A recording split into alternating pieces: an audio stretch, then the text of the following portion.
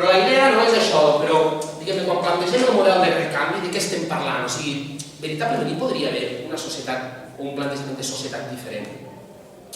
Ja us dic, la idea aquí sempre és la de rebutjar que necessitem exactament definir quina és la societat diferent a la que podem anar en tots els seus aspectes.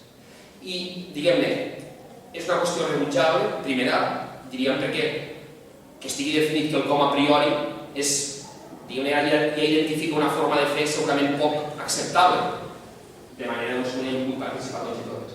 Però és que, per altra banda, no ha passat mai a la història. O sigui, mai cap model social i econòmic ha estat definit ex ante de la seva aplicació pràctica. Ni el capitalisme, ni el socialisme, ni cap. Fixeu-vos, per exemple, doncs que això, diguem-ne que el capitalisme no és l'aplicació pràctica d'un tractat que van escriure no sé quins savis del Renaixement i que s'han anat aplicant, no. El capitalisme ha sigut una dinàmica pràctica que s'ha anat imposant a través de diferents formes, diguem-ne, de funcionament. Les mateixes polítiques keynesianes. O sigui, quan parlem de les polítiques keynesianes, doncs Keynes escriu el seu tractat, la teoria general de l'ocupació de l'interès del diner, quan alguns polítics, com per exemple Roosevelt, ja estan aplicant les polítiques keynesianes. O sigui, ell el que fa és recollir en un tractat coses que ja s'estan fent. No escriu el que es farà, per dir-ho d'una forma. No existeix, no ha existit mai a nivell social la definició prèvia de quelcom que es farà posteriorment. Sempre, doncs, ha sigut o a la inversa o un procés, diguem-ne, dinàmic en el que s'ha anat fent tot conjuntament. La idea seria, però és que no podem parlar ni d'un únic model capitalista. Per exemple, és igual el capitalisme dels Estats Units que el capitalisme renà, que el capitalisme escandinau, que el capitalisme japonès, que el capitalisme de Corea del Sud. Són diferents modalitats, cadascuna tenen les seves versions amb les seves dinàmiques. O, quan parlem de socialisme, és el mateix el model de la URSS que el model de Iugoslàvia, per exemple. Estaven a la prèmia, o sigui, a partir del 48, penso, es van trencar relacions, a més amb una dinàmica molt diferent de societat, mentre els uns plantejaven el socialisme planificat centralment, els altres plantejaven un model de socialisme autogestionat.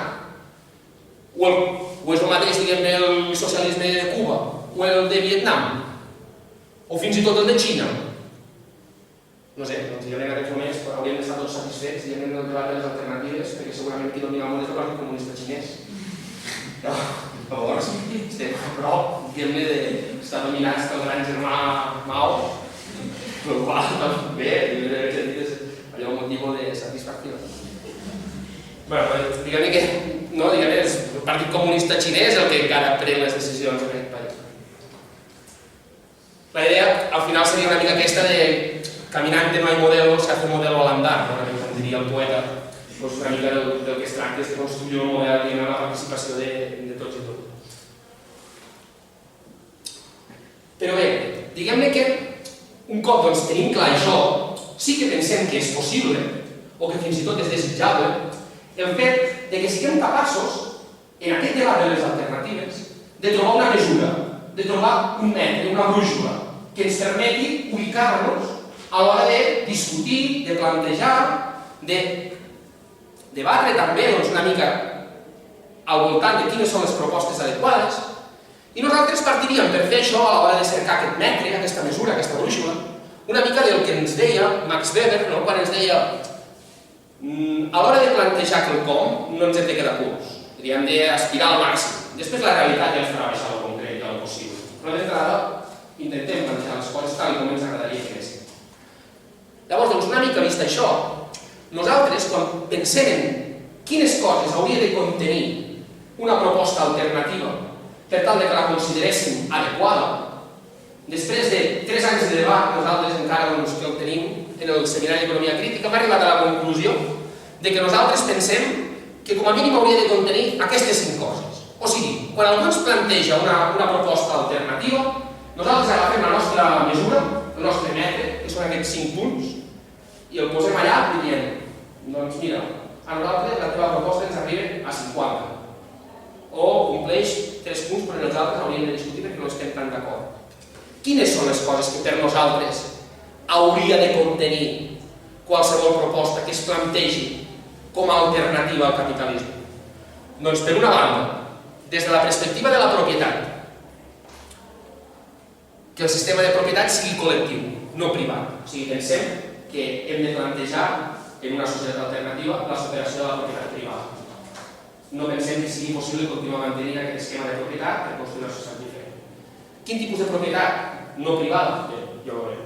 Cooperativa, comunal, col·lectivista, estatal. Però privada no. Ja ho veurem quina és la que millor ens serveix, la que més s'adequa als interessos d'una societat en un cert moment.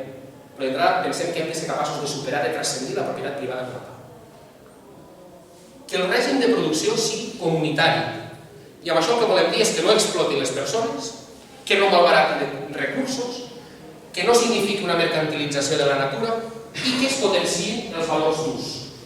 O sigui, que no es produeixi per al mercat, que no es produeixin béns i serveis pel fet que hi ha un mercat que valida la seva existència, sinó que es produeixin béns i serveis perquè serveixen justament com a satisfactors de necessitats i que a més aquests satisfactors de necessitats siguin satisfactors que no malbaratin recursos. Això significa que apostem pel transport col·lectiu si podem, en lloc d'apostar pel transport individual, o que apostem pels circuits curts de producció en lloc d'apostar per les dinàmiques de globalització de la producció de mercaderies.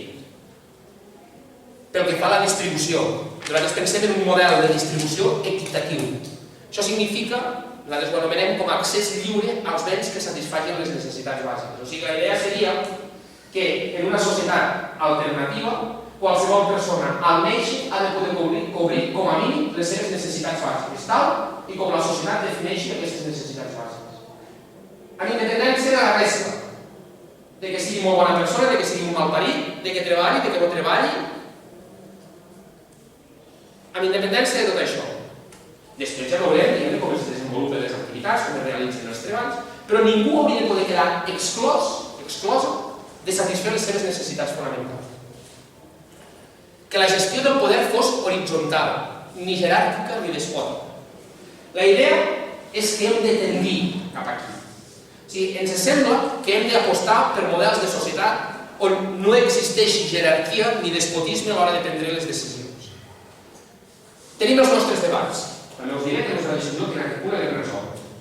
Perquè hi ha qui pensa que no és possible, que en una societat, i sobretot en els processos de transició, sempre hi haurà d'haver determinat tipus de jerarquies. Sempre s'haurà de continuar mantenint determinat tipus de poder. Per nosaltres, diguem-ne, existeix aquest debat. Pensem que és adequat, diguem-ne, tendir cap a societats, justament on la presa de decisions sigui també, diguem-ne, de forma igualitària. I que aquest seria, doncs, podríem dir, l'ideal. Però sabem, evidentment, de la dificultat d'això. O sigui, segurament en un procés de transició en el qual existeixi una possibilitat de prendre el poder o d'aconseguir dominar els mecanismes de poder en la nostra societat, doncs difícilment el poder es pugui prendre participant assembleàriament tots en això. Segurament hi ha alguns que estaran disposats, per exemple el cas del senyor Botín, no crec que estigués molt disposat. O com el senyor Botín, molts altres en aquesta direcció, segurament hi hauria d'haver una forma de poder concreta que hauria de permetre excloure o de mantenir sota un cert paradigma de funcionament a totes aquestes persones. I per finalitzar, diguem-ne, pensem que hauríem de tendir cap a un sistema de valors i afectes que proposi i potenciï el bé comú. O sigui, la idea de que han de ser societats on l'individu i la comunitat siguin molt més simbiòtics. O sigui, on el fet, diguem-ne, del benestar col·lectiu, el benestar comú, signifiqui també el benestar individual. I on no sigui concebible, diguem-ne, el benestar de les persones com a una cosa, diguem-ne, privada i absoluta més enllà de la societat en la que viu. Una mica la idea de, al final, els individus som el que som perquè som comunitat. Potenciar això, que és uns valors, diguem-ne, que el capitalisme ha intentat destruir a través de diferents mecanismes.